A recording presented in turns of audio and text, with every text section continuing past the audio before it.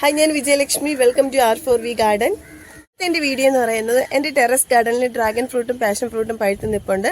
അപ്പോൾ അതിൻ്റെ വിളവെടുപ്പാണ്. കൃഷി സ്നേഹിക്കുന്നതിൻ്റെ എല്ലാ കൂട്ടുകാർക്കും വീഡിയോ ഇഷ്ടമായാൽ ലൈക്ക് ചെയ്യാൻ മറക്കരുത്.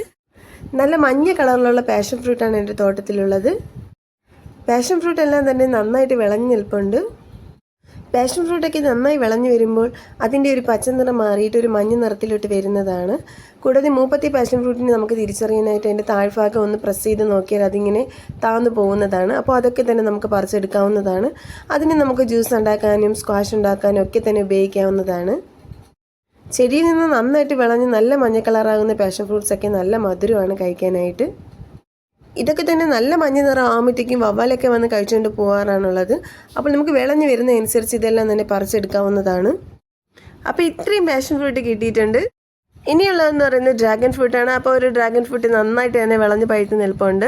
അപ്പോൾ ഇച്ചിരി നിറം അടിച്ച് വരുമ്പോഴത്തേക്കും ഞാൻ ഇതിനെ തന്നെ കവറിട്ടെല്ലാം വെക്കാറുണ്ട്. അല്ലെന്നുണ്ടെങ്കിൽ മറ്റു കിളികളൊക്കെ തന്നെ ഇതിനെ വന്ന് കൊത്തുന്നതാണ്. പാഷൻ ഫ്രൂട്ടിൻ്റെ പോലെ തന്നെ നമ്മുടെ ചെടിയിൽ നിന്ന് പഴുക്കുന്ന ഡ്രാഗൺ ഫ്രൂട്ടിനൊക്കെ നല്ല മധുരമാണ്. ഇതിനെ വിളവെടുക്കാൻ വളരെ ഈസിയാണ്. ജസ്റ്റ് ഒന്ന് കറക്കി കൊടുത്താൽ മാത്രം മതി, അത് ചെടിയിൽ നിന്ന് വിട്ടു പോരുന്നതാണ്.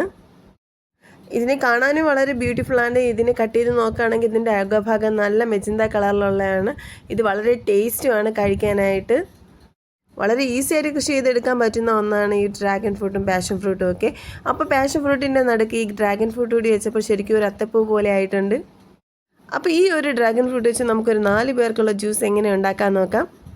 വളരെയധികം ഹെൽത്തി ആയിട്ടുള്ള ഒന്നാണിത്. അതിനാദ്യം നമുക്ക് ഡ്രാഗൺ ഫ്രൂട്ടിനെ ചെറുതായിട്ടൊന്ന് കട്ട് ചെയ്തെടുക്കാവുന്നതാണ്. ഇനി മിക്സിയുടെ ജാറിലിട്ട് കുറേശ്ശായിട്ട് ഡ്രാഗൺ ഫ്രൂട്ടും പാലും പഞ്ചസാരയൊക്കെ ചേർത്തിട്ട് നമുക്ക് തയ്യാറാക്കാവുന്നതാണ്. അതിന് 1 കവർ പാലെടുത്തിട്ടുണ്ട്. അതിന് കുറേശ്ശെ ഡ്രാഗൺ ഫ്രൂട്ടുമായിട്ട് മിക്സ് ചെയ്ത് അടിച്ചെടുത്തിട്ടുണ്ട്. കുറച്ച് കസ്കസ് എടുത്ത് അത് വെള്ളത്തിൽ കുതിർത്തെടുത്തിട്ടുണ്ട്. പാലും പഞ്ചസാരയും ഡ്രാഗൺ ഫ്രൂട്ടും ചേർത്ത മിശ്രിതത്തിലേക്ക് നമുക്ക് കസ്കസും കൂടി ഇട്ട് കഴിഞ്ഞാൽ നമ്മുടെ ജ്യൂസ് റെഡിയായി കഴിഞ്ഞു. ഇനി നമുക്കതൊരു കപ്പിലൊഴിച്ച് കുടിക്കാവുന്നതാണ്. വളരെ ടേസ്റ്റിയാണ്, ഹെൽത്തിയാണ്, കുട്ടികൾക്ക് ഏറെ ഇഷ്ടപ്പെടും.